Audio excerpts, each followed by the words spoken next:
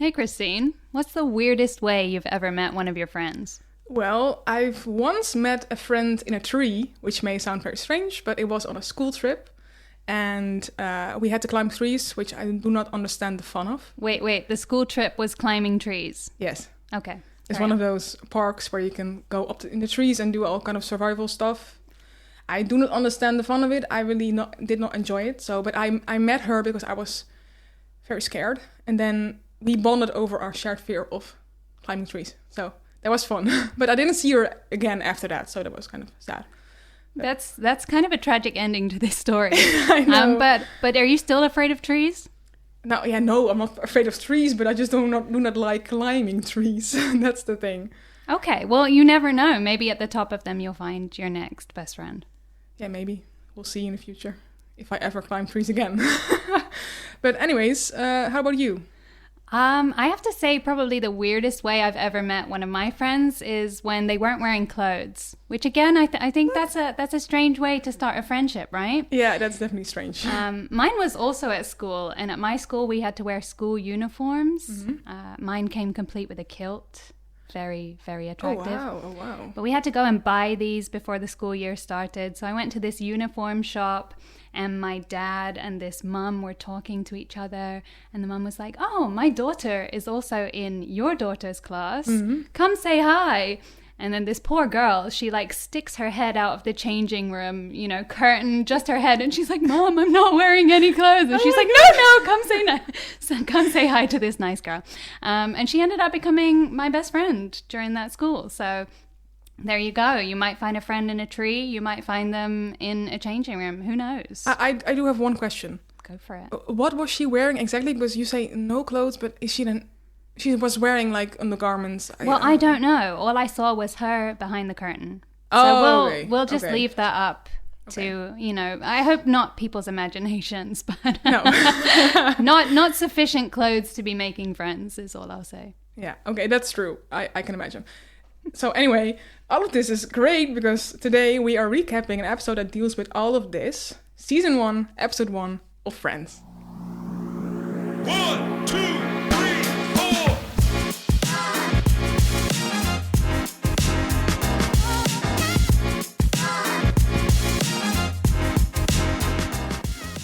Hello and welcome to Friends of Friends. This is the ultimate Friends rewatch podcast. I'm Kira Murphy. And I'm Christine Schumacher, and we are rewatching the entire Friends series. Why? Well, first of all, because it's one of the greatest shows ever made. True. And second of all, because we want to watch it with you. Especially with you. So here's how it's going to work, right? So each week we'll be rewatching an episode of Friends, talking about it, sharing behind-the-scenes content, and discussing pretty much anything and everything about the show that shaped an entire generation. And before we get started, I do have to say, Christine, I feel like Friends has shaped you more than the regular person. Yeah, that's definitely true.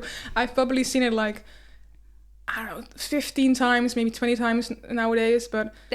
Just in case for the listeners at home, that means she does watch it pretty much once a year. The whole thing. Yeah, but probably like more than once a year. I think, because what I like to do is when I watch the last episode, I immediately start again with the first episode because it's too sad to watch the ending. So I immediately start over. So then it keeps like in a vicious circle. It keeps going and going and going. I wouldn't call watching Friends a vicious circle, a happy circle, right? Yeah, it's a happy circle. It has helped me through some rough times, so it's definitely like a comforting series for me. And yeah, you could call me a fan. So I think maybe a little bit more than a fan. Yeah, super fan, mega fan. A mega fan, yes. So how about you? Oh, well, my relationship with Friends is definitely not quite at the same level of yours. I would say that I started watching this series when I was a teenager. This is back in the day when they didn't have streaming services and I had to watch it live on TV. And then I was like dipping into these random episodes, right? You were watching whatever was on TV at the time. And that really hooked me. Then after that, I asked my parents to get me the box set of Friends for one Christmas, which listeners, great purchase. Come watch it with us, however you like to watch it. And since then, for sure, another couple of times, not quite the 15, 20 times, but enough that I know that it's a show that I love, but also not too many that now I feel like rewatching it is going to be this whole new experience for me, and I'll get to experience it almost like it's the first time. Of course, you know the big things that happen, but there's so much that I'm looking forward to like delving into and being like, I totally forgot about that. So I won't have that experience because I pretty much know the series by heart, because so I know every little detail pretty much. So, but I'm still very excited to rewatch it all with you guys. So. Well, I think that's the perfect match, right? We have our friends expert, and then we have, I hope, somebody who can connect with the listener at home. Maybe someone who's a little bit newer to the world of Friends. So whether this is your first time or your 15th time, you are very, very welcome on the Friends of Friends podcast. Yeah, so let's move on. So before we get into it, Kira, if your week was an episode of Friends, what would it be called? Ooh, that is a good question. I think for this week, it would probably be called something like The One with the Chocolate Theft. What do you think? Would you watch it? I am very much intrigued because I would love to hear the story behind it, but I'm not sure if you have time for that. But I absolutely do. Well, I will tell you the story behind The One with the Chocolate Theft. And that is that I was in Antwerp yesterday, Belgium. And if there's one thing that we know about Antwerp or Belgium in general, is that it's somewhere that you go for good chocolate, right? And fries. And fries. I did have them as well, but not part of this story, I'm afraid. But if you guys need fries recommendation in Belgium, you just hit me up. But anyway, we went to the tourist office and we asked for the best chocolate shop in the whole city. She recommended this place. I go along and I'm like, wow, this place is fancy, right? We're talking expensive chocolate truffles. But look, I'm in Antwerp. I'm ready to spend those big chocolate monies. Yeah, definitely. As you should, right? When in Rome. Of course. Anyway, so we're going in and I'm like, you know what? I'm feeling like splurging today. I'm going to get 5 chocolates, 5 artisanal Belgian chocolates. And look, in this day and age, you're asking 5 chocolates, that's got to be, we're looking at the 8 to 10 euro mark, right? I would even say more, probably. Look, well, there you go. There you go. I guessed it correctly. Anyway, that's what I thought. And then we order these 5 chocolates. He takes them to the weighing scales, weighs them. Christine, 5 artisanal Belgian chocolates, €3.40. No way. You can understand why I immediately jumped to the conclusion that there was something very wrong. Yeah. Right? That it would be bad or something, or just the man made a mistake. I really think he made a mistake. Like there was something wrong with the scales. He didn't calculate it quickly or correctly enough. But I was just like, you know what? Here's your €3.40. Nice to know you. Get out of there. And I felt like a criminal for the rest of the day. I was walking around with these chocolates for a ridiculous price. And let me tell you, they're going to taste even better now that I know. That's the Dutch spirit. If it's free or like cheap, it tastes even better. That's definitely a Dutch thing. Definitely. I am acclimatizing well. Yeah. Then. Yeah. You definitely are. Yeah. Well, that's my episode. But how about you, Christine? Like, if your week was an episode of Friends, what are we calling it? Well, probably the one with the pressing charges. Because I know it's very dark. This is also criminality involved? Well, yeah. It included a scam. Because I got scammed on Marktplaats, which is a Dutch online marketplace thingy for secondhand stuff. No, did someone try and sell you cheap chocolates? No, it was not chocolate. I bought a vintage piece for my shop, and I got a scarf instead, which I got the package, and I was like, this is soft. So I was like, this is not correct. So I opened it, and it was a scarf that also smelled like smoke. So I was kind of pissed off by that. And then I messaged the buyer. Of course, some people can make mistakes and stuff. But I messaged the buyer and then they didn't reply anymore. So I didn't say anything. They read the messages and just nothing. And your item was not inside the scarf? No. It was no. It wasn't used as like, how do you say that? Like wrapping? No. There was no item to be seen. So I was kind of pissed about that. And I saw that the scarf was also on her profile. Like on her market on her page, yeah. Just nowhere to be found. I messaged her like days after and still nothing. So then I eventually found the person that the scarf belonged to, and she said that she is going to press charges because it's like a scam.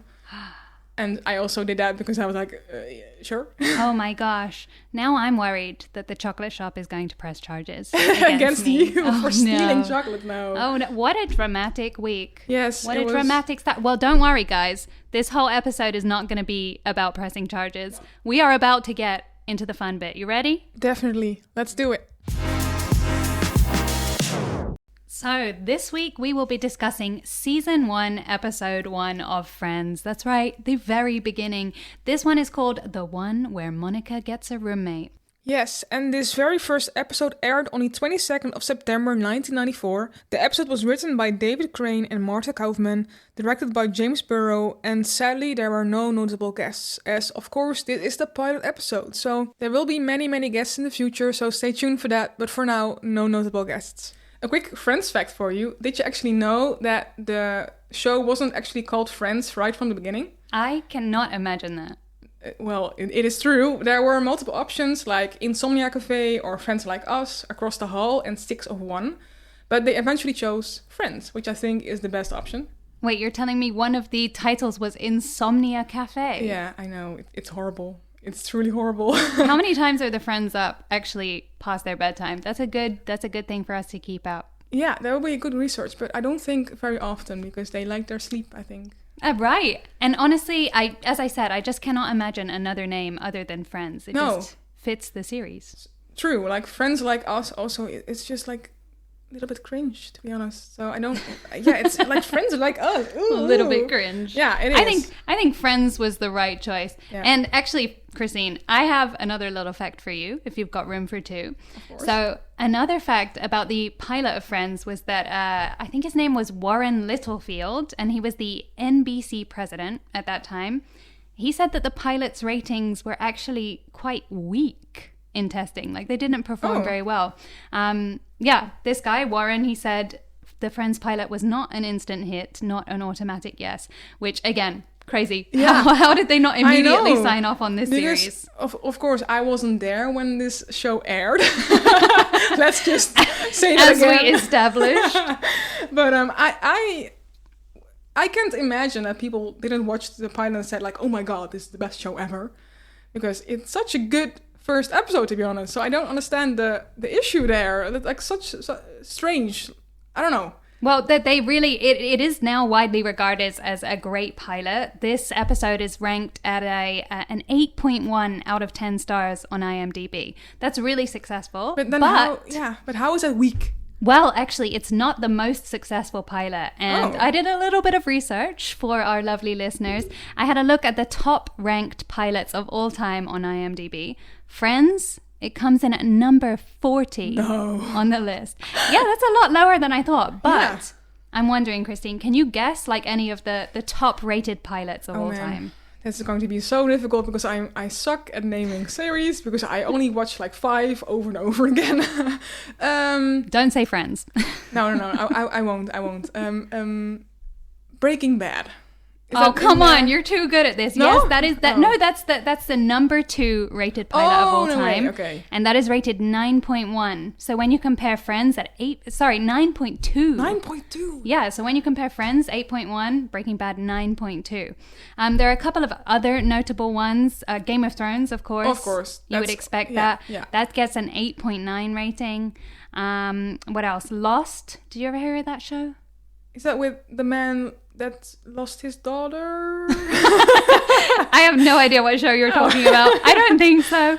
That one also gets a 9.2. And the number 1 show of all time, which actually I haven't heard a lot of people talking about, but maybe after you've finished rewatching Friends for the 67th time, you might want to check this out. I doubt it, but... The top rated pilot of all time is Fargo.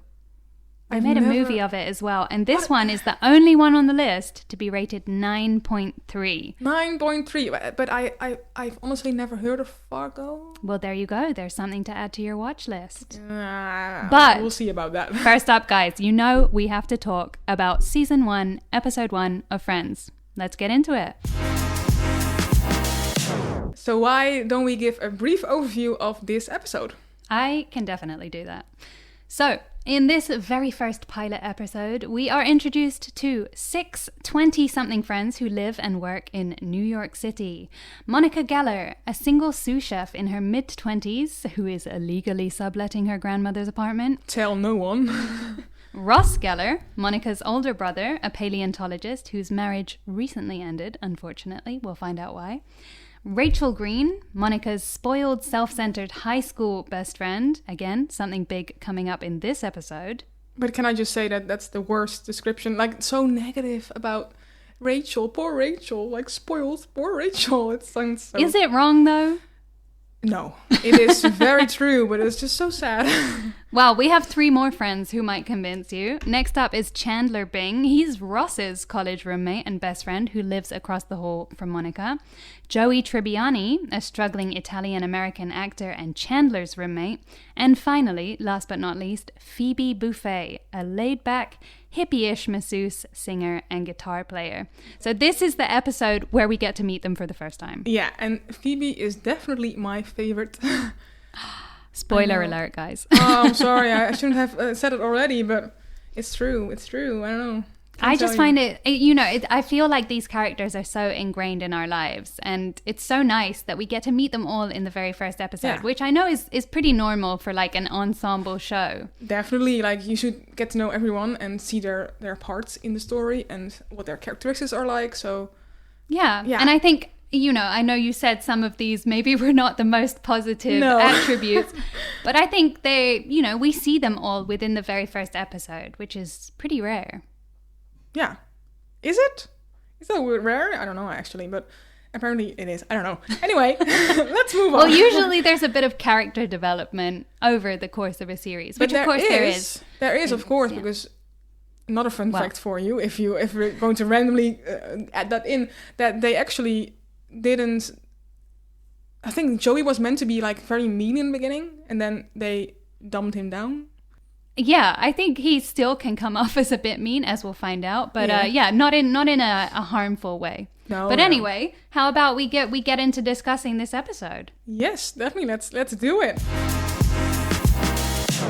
So we start in the coffee shop Central Perk. Monica is sitting there with her friends Phoebe, Chandler, and Joey, and they're all teasing her because she's going on this date, but she's claiming it's really not a date. And then, of course, her brother Ross comes in. He's very sad, classic Ross, crying about the fact that his lesbian ex-wife, Carol, is leaving him. But who comes in the door at this very moment in a wet wedding dress? You better believe it's Rachel Green.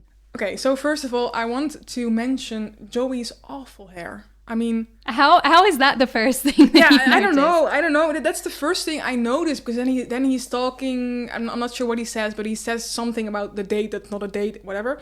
And then his hair just looks like little flower pot on his head. It looked awful. I do not understand what the creative people, makeup people, hair people were thinking, because it looks awful. It gets way better in episode 2, but in this scene, no. Well, I think there's definitely a lot of questionable / iconic haircuts that we're going to see throughout this series. That's also definitely true. I love that that's the first thing that you noticed, because it was definitely not the first thing that I noticed. For me, actually, I wasn't so much focused on the characters as the setting. And I mean, like, of course, so much of the Friends storyline revolves around Central Perk. Mm-hmm. And this is the first time we ever see it, right? Yeah. For me, first thing, and I know this is going to come as like, maybe for some newer people, we'll introduce you to a character you're not yet meeting. But for me, it was so strange to see Central Perk without Gunther. Is he not there? No! Are you kidding me? I know, there's just these random ladies working. I did not notice. Poor Gunther. I didn't even miss him. That's so sad. He's going to be so sad you said that. Yeah, I think so. Oh, poor Gunther. But also... such a classic. I mean, he's such a classic person in Central Perk with the whole Rachel shebang. And well, he will become. Yeah. But I think I get it. You know, this first episode is so focused on the 6 friends. We don't really need anyone else. True. But I think another character for me is the coffee shop itself, right? Mm-hmm. And I found out some more fun facts for us about Central Perk. Right. What's the number one thing you think of when you think of Central Perk? The orange couch. The orange couch, yes. right? So, I could not believe this. that orange couch, they did not buy it specifically for Friends. They found it in the Warner Brothers studio basement. Okay, it was probably very dusty, but... Yeah. And that's maybe why there's also a hole in it. Did you notice? I did not. There's like a ripped piece in there. Well, if you're watching this, make sure you see that hole. Yeah, yeah, it is very important. No, but like, yeah, this really, they said that it was probably a hidden in plain sight prop from other series. So likelihood is, if you watch other series from before 1995, you will find that couch somewhere. I'm going to pay attention now because I want to see that couch. I know. So, yeah, crazy that couch is so iconic to Friends as a whole, but it wasn't even kind of meant to be there. No, it was just pure luck. But one other thing that I noticed about Central Perk, and I think this is definitely for some of our keen-eyed listeners out there who want to really get into the setting, and that's the artwork. Oh, I love the artwork. It's so cozy and with the little man on the background somewhere, like the little neon sign. Yes. Yeah? But Christine, they change the artwork every 3 episodes. Every 3... Oh. So this is another thing that we too are going to have to keep an eye out. And Definitely. Also everybody at home, please keep a look on the artwork. Because you're right, in this first episode, they had that little neon man. I loved it. I would have that on my house at home. Same. I would love that. But don't get attached to it, because it's going to be gone in 3 episodes. But does it loop? So maybe in like 6 episodes, it's back suddenly? Or I don't know. I haven't got to episode 7 yet. So I quickly also want to talk about someone who is sitting on that gorgeous orange couch. Honestly, I don't even remember which of them was sitting there. I do know. It's because that's the one I'm talking about. It's Ross. Because I just quickly want to say that I don't love Ross, but I think he plays his character so well. Did you also know that they made his character, especially for him, with him already in mind? So David Schwimmer was actually already casted before they even wrote the role of Ross, because they thought that he was the perfect actor for playing Ross. And I totally agree, because he's so good and falls right into it, and also like his expressions, like reacting to the other characters saying stuff, and just his whole like posture and his hi is it's just so hilarious and so well put together. So I really love him as Ross. Well, we're definitely going to be seeing a lot more of, I think, that like melancholic, dorky side of Ross. Yes. But yeah, for sure, one of my favorite parts of this scene was when he's just sitting there and he's like, I just want to be married again. And then what happens? Who walks in the door? Of course, it's Rachel. I love that. It's the comedic timing there is really on point. It's so good. So props to the writers. Yes, but then also the response to that Chandler says like, and I just won $1 million. I just love that response as well. But I do have to say that in this first episode, sometimes Chandler sounds very robotic, like he's reading from a script. Because in one sentence he says like, did I say that out loud? And he sounds like very like sarcastic, but it's like a serious sentence. And then I'm like, that sounds so strange in this setting that maybe he just had to get used to like filming and the friends and stuff. I totally understand, and it gets way better along the series. But just in that first episode, I always notice that he is so robotic. Like, well, again, something I'm going to be looking out for now is whether he gets more likable, less robotic as the season goes on. But yeah, that's exactly what I meant. Like, I think even from the first episode, you really get a feel for the characters and how they're all different from each other, and exactly their kind of basic personality traits. Yeah. Like we have, Ross, he's kind of this dorky, melancholic guy. Definitely. Chandler immediately funny, sarcastic. Yeah. Joey, this like playboy. And you can see that from, what are we, a couple of minutes into the episode. Yeah, true. And also like Phoebe, that's kind of like strange. Oh my God, I have so much to say about Phoebe. But we got to continue on. So after this, we head to Monica's apartment. The gang is watching a telenovela. And Rachel's on the phone to her dad. She explains she doesn't love her fiancé Barry anymore. And, get this, her father is, as a result, going to financially cut her off. Oh my God. Rachel's response? Well, maybe I'll just stay here with Monica. Yeah, I just loved the expression of the whole group. You know, where they just immediately turn around and they're looking at Monica like... Yeah, and then also Monica says like, what does she say? Exactly like, well, we've established that she's staying here with Monica. Like, the response is also so good, and I love that.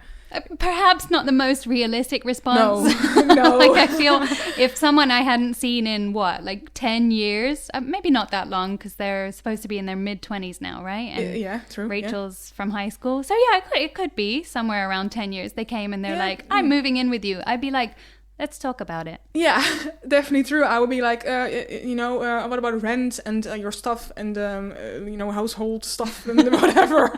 Let's just first discuss that before you're moving in. But I guess she's also kind of like pressured into it because Rachel has been cut off by her dad, so she is homeless pretty much. So she pretty much has to stay with Monica. Or maybe she didn't realize it was going to turn into a 10-year thing. Or not. Well, we'll see where Rachel ends up. But yeah. Yeah, we don't know yet. Oh my God. Don't skip ahead. Another thing that I really loved in this scene, and this is exactly what I just said about Phoebe. Oh my God. Like every scene that she's in, I think is the funniest. In this scene, she just starts singing. Yeah, I know. And I'm like, I want to move in with her. Yeah, but she sings like rainbows and blah blah and nothing and la la. Some nonsensical version of this. It's from the Sound of Music, but those are not the lyrics. No, I'm sorry to break it to you guys. But geez, I'm like, there's some really good moments of comedy. And for a lot of them in this episode, I found they were just the ones with Phoebe. Yeah, true. But yeah, and also the one where she says, but I'm not sure if that's in this scene or maybe a little bit later, but she says like, the boys ask her if she wants to help out with building the furniture from Ross. And then she says, I would, but I don't want to. Brilliant. I would also love to use that as a response, but so I'm direct. Too much of a people pleaser. She could be Dutch by her directness. She could be Dutch. We'll see how many of the characters could be Dutch based on their actions. Yeah. But another like a very small detail which I had honestly never seen before, but we of course rewatched the episode for this amazing show, but I saw that they were drinking cans that say Metto Yellow, but apparently the real brand is Mellow Yellow. So that was like a fun like rephrase of the words because they obviously don't want to use the real brand. But I think that's such a funny way to then change like 2 letters and then suddenly it's a new brand. That's such a good catch as well because of course product placement was maybe not a big thing, especially in a pilot episode. Yeah, I love that you caught that. I'm gonna keep an eye. Please keep bringing them back. I know, but it took some staring at my screen and seeing like, is that correct? Does that say, are those T's or L's or what is that? So it took some like very much zooming into the screen, but well, actually, I'm curious if anybody else caught that. And you guys can also call us out. If we make mistakes, please tell us. I'm sure Christine is... Are you saying right now that I made a mistake? I don't know. I'm going to have to rewatch it. And if anybody at home maybe saw something different, you got us let us know, please. You can find us on Instagram at, ready for this, FOF, that's Friends of Friends, FOF Pod Official. Christine, call that back to me. Do I have to? I'll try, all right. It's FOF Pod Official. Oh my God, she does it like a pro. I know. We're going to get a lot more used to saying that username. But sure, send us anything that you catch in the episodes, any comments you have. We want to hear them. Yeah, and if you want to email us, then our email is very similar to our username. It's fofpodofficial@gmail.com. See, she's getting used to it now. I know. She just wants to say that for the rest of the episode. Yes, definitely. But why don't you tell us what happens next? Okay, so we are still in Monica's apartment, but then Paul, the wine guy, comes over. And everyone is very intrigued and very curious about this mysterious guy. So it's a whole lot of excitement. I have a few thoughts. This is a short scene, but I have a few thoughts about it. First of all, love how he's just Paul the wine guy. Yeah. You know? And I feel like that's actually really relatable because for sure when I was at school and university, my friends would be like, oh, who are you talking about? And I would describe this person, based on Yes. something. It could be what they were studying or like one thing. There was this guy I had a crush on at school. I never called him by his name to my friends. I'm sorry if you're listening, guy from school, but we refer to him as Strawberry Cornetto. I do love that name, but it's very strange. Because one time I saw him eat a strawberry cornetto, and that was it. He was just the strawberry cornetto guy. Well, yeah, it makes sense. I don't even know if he liked them. He had them once. Yeah, maybe he hated them and his name would be awful. But I do understand the naming. What we used to do is just use boy on the end of the name. So, for example, Svenny Boy or Ricky Boy or whatever name there was. But then it wasn't a very good goat name, of course. No, not really. No, but then we would just call them to their face. Oh, okay. Hey, Svenny Boy. So this would be Paulie Boy. Yes, but it doesn't sound very well. I like it. But you know what? Actually, I'm gonna say when I saw Paul the wine guy walk through the door, I was like, this guy is giving me serious Glenn Powell vibes. I do see it. He has the similar hair, It's the same. I think it's the same kind of look. He gives me kind of like a little bit Hollywood heartthrob vibes. Yeah. And I don't think we see Paul very much as the series goes on. No. But I'm like, damn. And I was thinking, right, how iconic in like, a modern retelling of Friends would it be to have Glenn Powell as a guest star? He would be perfect for that, I think. I think it would be really fun. Definitely. I think it would be really fun. I think we could have, if we did like a modern Friends, there are some really interesting people, obviously, who you could get as guest stars. Yeah, true. But I would have to think about who we're going to cast for like the 6 Friends. Oh my god. That's such a hard choice. Well, I say, Christine, we leave it up to the listeners. Or we play them ourselves. No, that's not a good idea. I want to be Joey. Oh, I want to be Joey. Okay, you be Joey, I'll be Phoebe. I'll just have to work on my singing a bit. But yeah, I'm really curious if you guys have any like ideas for who you would cast as the 6 Friends or as guest stars. Let us know. Christine has already hit you with that Instagram and Gmail handle, so you already know it by now. Yes, they definitely know. But I just want to quickly talk about another interesting fact about this scene in the episode. Namely, we see the apartment numbers of the boys and of Monica and Rachel. And a fun fact about this is that in this episode you see Monica and Rachel's apartment have the number 5, and the boys' apartment is number 4. But that's actually strange because the girls and the boys live so far up. So there's nothing below them. No, that's a little bit weird, right? So they changed it after like I think a few episodes. That they changed it to 20 and 19 because that makes more sense because they live so high up that it doesn't make sense if they are number 4 and 5. So I think that's also quite interesting. That's the first time you see it, and then if you don't notice, then it doesn't really strike as... I know, and you probably wouldn't, right? Like I would go my whole time watching Friends thinking they'd always been in the same numbered apartment. Yeah. But again, see guys, this is why we got Christine on the pod. I know. She's got that eye for details. I'm just here for the good vibes, Yeah. Definitely. I like to watch for like subtle changes. And oh my god, I'm so excited to see what else you find. I did not find anything subtle in this scene, but one thing I did think was like, why is Rachel still wearing her wedding dress?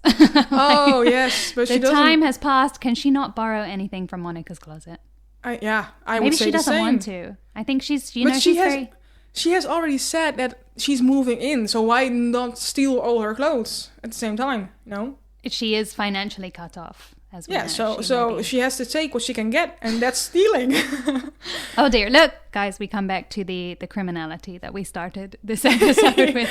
But before we get ourselves arrested, let's continue. So Monica, she ends up going on her first not date with Paul the wine guy, and he confides in her halfway through the date that he has not been able to perform sexually since his wife left him. Oh man. Monica, touched by this admission, then, ends up sleeping with him. However, the next day, she learns from a coworker that Paul's story about his ex-wife is a lie to bed women. Oh my God. And now I want to quote Joey. Of course it was a lie. Of course. It was. I do understand Monica because he tells it so well, like with the emotions and like with the hesitation in his voice, saying like, yeah, you know. I believed him. Me too. I am also a very gullible person. That's the first thing I want to say. But he lies very well. He does. Yes, unfortunately, but damn, I wanted to be on Paul the Wine Guy's side. And then we find out that he's like this liar. Yeah, a bad person. Like, no, like the lowest of the low. Like, who would lie about that? Yes, though that's true. But also, I loved Monica's reaction to this, right? So when he's saying that, he hasn't been able to perform in the bedroom, she just flat out spits out her drink. I'm like, come on, could you be a bit more subtle, Monica? I know, but she is also like her water coming out of her mouth is so neat. But if that's like a very strange observation, but if someone would tell me like such shocking news, it would be more of like a spray instead of like a nice little stream right into his lap. I wonder how many takes this scene took to get that water. I know, just right. We would have to ask her. Maybe a future guest. Well, guys, you heard it here first. Christine has organized a special interview with Courtney Cox. I would love that. Please, Courtney, if you're listening, please reach out to us on our Instagram and our email. We would love to have you. We will bake you cookies. Oh, I hope they're here next time we record. Yes, please do. Nice. There's another scene which I think follows this one, and it's Ross is kind of moping again, as he does a lot, and he's like, even if I could ask a woman out, who am I gonna ask? And then you just get this really cringy scene. There's like sad music and the camera pans to Rachel sitting by the window. But she does that more often. It happens later in the show as well. I am not sure. The one with the crabs, I think. That's the one. I have to get there. But this, for me, I was like, I can't believe that this is in, a sitcom. Yeah. But I get it. It's that telenovela vibe. They gave us a hint earlier in the show. They were like, you want big drama? We'll give you big drama. Yeah, and that's how to catch like the attention of all the viewers, to get like the drama. People like drama. That's the whole thing. That's why Fargo is the highest rated. Yeah, I still don't know what that's about, so I have no clue. Christine's homework for next week is to find out what Fargo is. Of course, I will. So we continue on with the episode, and we're back with Rachel. So after her attempts to get a job were unfortunately unsuccessful, she nonetheless ends up buying a very nice new pair of boots with one of her credit cards, which she admits, yes, her father is still paying for. So this leads us on to Rachel being egged on by the group, and she has to cut those credit cards up for good and announce her independence. I love this. I think every woman should have a moment like this. Maybe not cutting up credit cards. No. I'm very happy with mine, but like finding that independence, Yeah, definitely. I think also, but what I also saw is that she has like 6 credit cards. Like, who needs that many, first of all? And then they cut the credit cards, then they cut only 2, and then suddenly all of them are cut. Oh. So it's magic. Well, first of all, I don't know. Maybe back in the 90s, as a baby, I didn't have a credit card of my own. Maybe you needed more back then. Yeah, maybe. I don't know. Yeah, now I just use my pinpas, which is the Dutch word for... Is that contactless? Yeah. Okay. Yeah. Christine's not sure. We'll translate it after. But yeah, I really like that you caught that like jumping between the editing. Of course, it's necessary, but it's a little piece of magic in there. Well, now you reminded me, I did actually get like a really subtle catch. Guys, you're going to be so proud of me. I found one thing that maybe other people wouldn't notice. And it's in maybe the scene just before this. And Monica and Rachel are having breakfast. Monica gets a Pop-Tart. She like eats a bite of it. And then she just leaves the rest of it on the table. She just leaves without eating her breakfast. I'm like, Monica, you have work to do. You're going to be hungry. And why did you just waste that Pop-Tart? I know. It's such a waste. And it looks like a good Pop-Tart as well. It? Like with like strawberries inside or something. Oh, okay. Bearing in mind, as you may have established, Christine is Dutch. And she does usually have... If you don't know what I think we need to have a little segue here to explain a regular... Is it breakfast, lunch? What is hagelslag? First of all, it's hagelslag. Oh, I'm sorry. And not hagelslag. You sound very German. Anyway, it's like sprinkles, but with chocolate. It's the best ever. And this is a breakfast or a lunch or anything? No, it's a breakfast thing. Well, we also eat it at lunch, but mostly at breakfast. I always eat it at breakfast. Okay, so you can understand, maybe listeners, why Christine thinks that a Pop-Tart is a nutritious and delicious breakfast when she's used to having, let me get this right, it's dry bread, a little bit of butter, and then chocolate sprinkles. You make me sound so bad, but I didn't say nutritious because I know that Pop-Tarts are not very nutritious, and I do agree that hagelslag also is not nutritious, but you combine it with like little sandwich with cheese or like with sausage or whatever. Oh, you're making it worse. No. Okay, cheese. In moderation, it's all okay. You know, Monica, if that was I'm going to get it wrong, I apologize, a hagelslag sandwich, I would also leave it on the table. And this is where Christine quits the podcast. Yeah. I'm sorry. I'm gone. Bye. Let's before this gets any more heated, let's shift tactics. And I love how our little description here says that Rachel's attempts to get a job were unsuccessful. I mean, what kind of job is Rachel gonna get? She has just at this very moment become an independent woman by cutting up her credit cards, and previously she said something like I'm trained for nothing. True. So what kind of job is she expecting? Maybe in a store somewhere, like a supermarket, like stocking the shelves. I feel like they still have a lot more skills than Rachel does. I don't know. Rachel just gives me vibes that maybe she does have the skills, but she does not want to use them. Maybe. But I see her stocking shelves. I would see that. I can imagine it. I see Rachel pulling things off of the shelves and buying them. That's also true. That's very true. That's very true. Maybe, so, yeah. To me, it came as no surprise that she maybe was unsuccessful in her job hunt.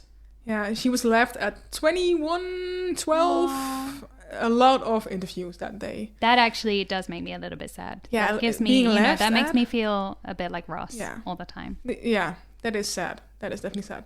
But the lucky thing is that in this moment we have my good girl Phoebe to come and give us some light. So, oh my gosh. This is the if best you part. thought that, Rachel being unsuccessful at a job was not sad enough and getting laughed out of all of these interviews, you've got Phoebe. She comes in and she's like, I remember the first time I came to the city.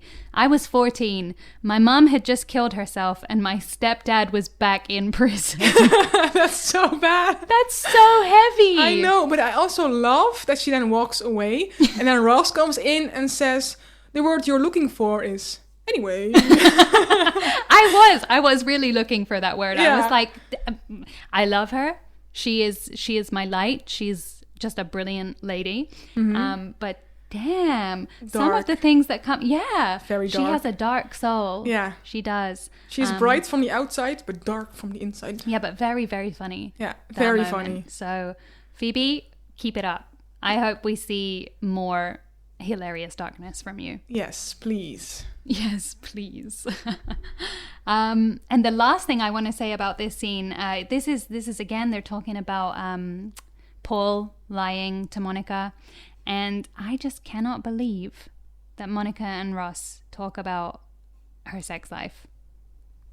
Like, that's just crazy to me. Brother and sister. Yeah, no, I have two sisters and we never discuss our sex lives with each other. No, that's not done. That's the way it should be. Yeah, exactly. It's way too awkward. I mean, Monica and Ross, they're just like, yeah.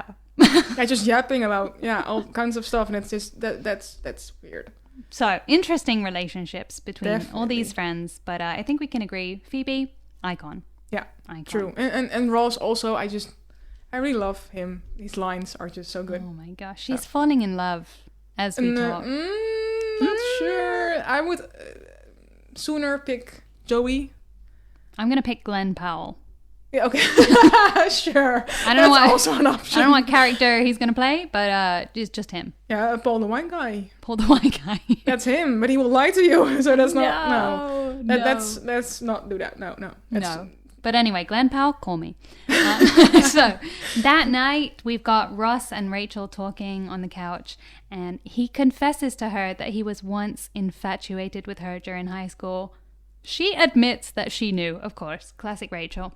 So then, next thing I really didn't expect, he asks if he can ask her out sometime, and she says yes. We get Ross leaving this apartment feeling newfound hope. I cannot believe that it's from the very first episode that we get Ross and Rachel. Of course, because Ross has been in love with her like for so many years that it had to start with that, I think. That's logical in my head. I thought, well, maybe, but usually this is such a slow burn storyline, as we'll discover. Yeah. I'd forgotten that we find out from the very first episode, and he's already asked her out, or he's thinking about asking her out. Yeah. Yeah. So, but what I also very much, not about the love story, but what I noticed about this scene is that Rachel, they both grab the cookie. Which is just a beautiful moment. Yeah, lovely. Oh my god, romance. But then they split the cookie, and then Ross is playing with his cookie, and Rachel is playing with her cookie, and then Rachel doesn't eat the cookie. Oh my god, what does that mean? Yeah, is that like a hidden meaning? I have no idea, but she has the best part as well, because she has the part with the white stuff. So that's the best part. And she just like plays with it, like as a little spoon, like smears it from one side to the other side. It's weird. It's just weird. And she plops it on the... I'm back thinking about Hagelslag. Of course, yeah. No, but I don't know, it's such a weird thing to do, to then play with your food. You know, moms always say like, don't play with your food, and then she plays with it and just plops it right back on the plate. Well, as we've already established, the friends are not very good at eating things that they get. Monica, I'm looking at you and that Pop-Tart. But Joey is very good at it though. Oh, that's true. Of course. As we will find out, iconic quote, no spoilers, coming up in a future episode. I'm not gonna say it. Yeah, I just like, wow, Ross and Rachel, it begins. Yes, it's the beginning. One part I do want to mention is that before this all happens with the can I ask you out and stuff, then Monica is still in the room, and then Rachel finds Paul's watch on the floor. And this is such a classic scene, but there is such a mistake in this scene. No, wait, what, remind me of the scene? It's then Rachel finds the watch on the floor next to her chair, and she says Paul's watch, right? Paul's watch. Yeah. And then Monica says like, "Oh, just put it back." And then she walks over, and then she stomps with her foot on the watch, like back in the scene. Wait, because Paul said that he like broke his ex-wife's watch or something, yes, right? Exactly. So Monica is taking revenge by also breaking Paul's watch. But the major flaw here is that Monica just stomps right next to the watch. You can see it. She hits the strap, and then not like the glass part, which is the most important part. She just completely steps next to it. How many real watches do you think the props department I know. That was my next thing that I wanted to mention, because of course I know that they don't have like an unlimited budget, especially in the pilot. But then like show it from a different viewpoint, because then you don't see that you completely miss the watch.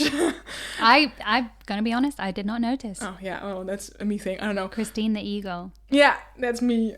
But I wear lenses, so I'm not an eagle. But I did like that. I like that we got some resolution to this. Paul is a bad guy. Yeah, you stamp on that watch, Monica. Exactly. So that must have felt very good. We should try it sometime. Research. My watch is on the table. I'm just I'm a little scared. Who knows? I might find them on the ground later, but no. Finish the episode. The final scene of the episode, the entire group is in Central Perk, and they're having coffee, and then Rachel shows up with her pot of coffee and says, "Anyone want coffee?" And that's the start of her career as a coffee shop waitress. She did it! Finally. She got a job! I want to know what the interview process was for this, because as we have established, Rachel trained for nothing. No. How did she wangle her way into a job as a coffee shop waitress? Well, I think pouring coffee is a pretty basic. Wow, you hear that? Coffee employees. I'm sorry, but... And maybe Gunther was like already there, but somewhere in the back, and he fell in love with her, of course, and then just said, "Yes, when can you start?" Could be. But I think we learn in this scene that it's not just pouring coffee that Rachel has to do. Oh, yeah. Well, not in this scene. No, that's way later. No, she says she's not the one making the coffee, right? No. She doesn't make the coffee. But she that's does, good. Well, I don't want to spoil it, but she does also put the little blobs on the cookies and write the specials on the menu board. Spoilers. I know. That's fine. We're going to have a few spoilers, but I hope our listeners have already watched this episode and maybe a few more. Yes, definitely. But she's got a job. I'm happy for her. I left this episode, I was like feeling good. Feeling good about the future. Paul the wine guy, he's out of here. Yeah, he's gone. Gone Rachel with the wind. got a new job. We got a little love spark between Ross and Rachel. It's a nice way to end. Yeah, I agree, definitely. And it's definitely just like the whole episode just rounds up as a nice whole, I think. Like everyone is there, everyone is introduced, everyone has some kind of story beginning for them. So yeah, it's a great start, a great pilot, I think. Yes, 8.1 stars, I would say. That was a lot. I mean, for a 22-minute episode, there was a lot going on, right? Definitely. Well, one of the things that I didn't notice was just how much the episode jumps around. And I hope everybody could follow us on this journey. But yeah, there's a lot going on in this episode. But I think, as you said, it gives us a really good overview of who everybody is. It sets the scene. And I like that it doesn't really leave us on a cliffhanger. Of course, you're intrigued what's going to happen with Ross and Rachel. But the storyline is nicely packaged in one episode. It leaves you wanting more, I think. That's great. And I also really love, like, back in the day, in 1995, the cameras weren't as well as they are now, of course. So it's also like the grungy, almost like texture of the video is so cozy to me, because I obviously have seen it many, many times. And it's just such a cozy vibe for me, which I love. Comfort show. Yes, definitely. For me, it's a show that I think you can pretty much guarantee that you might laugh out loud. You're certainly going to be smiling by the end. And definitely, even in this first episode, there were some moments which they made me chuckle. And I'm not a laugher when it comes to TV. But yeah, for me in this episode, anything that had Phoebe, I was giggling. When Ross was talking about Rachel's honeymoon in Aruba. Oh my God, yes.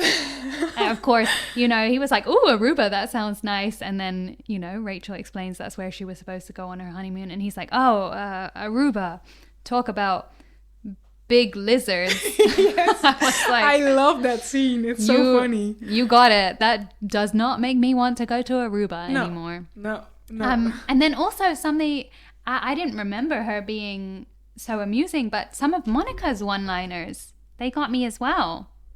Can you give an example? Because I'm having struggles with remembering them. Yes, I can. When Monica was explaining to Rachel who Paul the wine guy was, let me see. With the hanger in her mouth. There was smiling. There was that. Well, yeah, somebody else said that. And what did... Oh, yeah. So, Monica's explaining to Rachel who Paul the wine guy is. And she's like, "Oh, you remember you and Tony DeMarco? It's like that, but with feelings." Yes. I'm like, oh. Such a classic.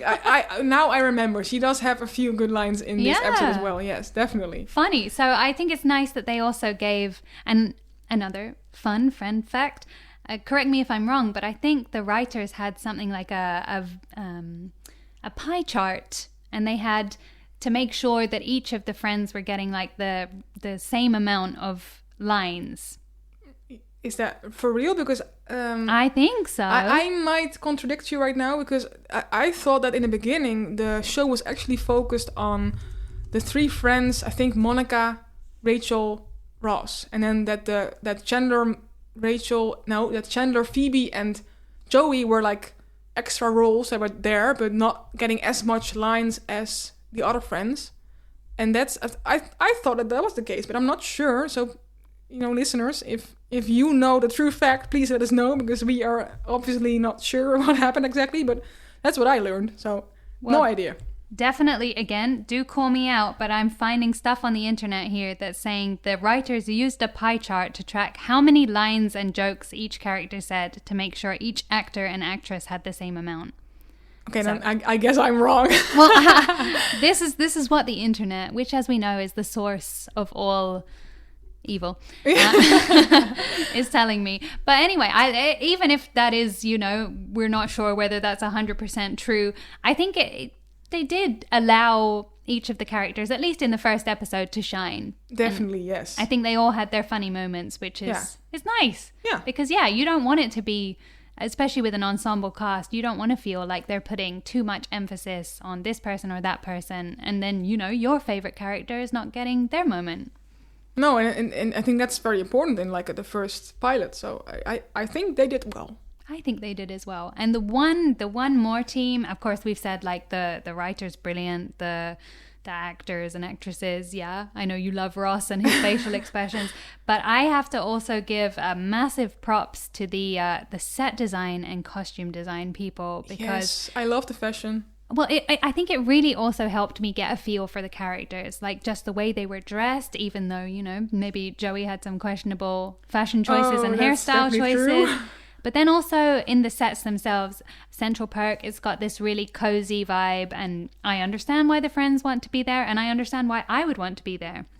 And then we only see like it's Monica's apartment and then Ross's unfurnished apartment. But Monica's apartment, it really helped me to get a feel for her and her personality as well. And I would love to live at her place. I don't think we could afford it. I'm sorry, Christine. No, I don't think in this day and age, I don't think so. But I really love like the purple walls and how all the different colors and all the different patterns as well. It's such like a cozy and characteristic setting, and just the displays and everything. It was so cute. I really enjoyed it. And the whole show is like this. I'm gonna give myself some homework, and I want to find out a few fun Friends fact about that apartment for our next episode.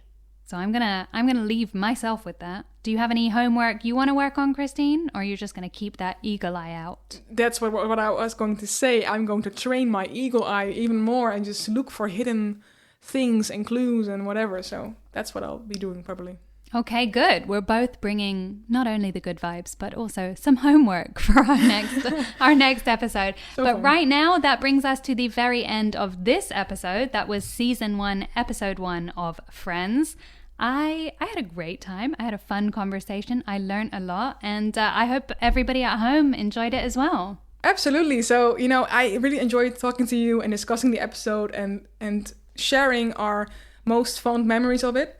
And before we leave, I want to share a little teaser for the next episode. Exciting. Definitely. And of course, next episode we are also watching episode 2, and that one is called The One with the Sonogram.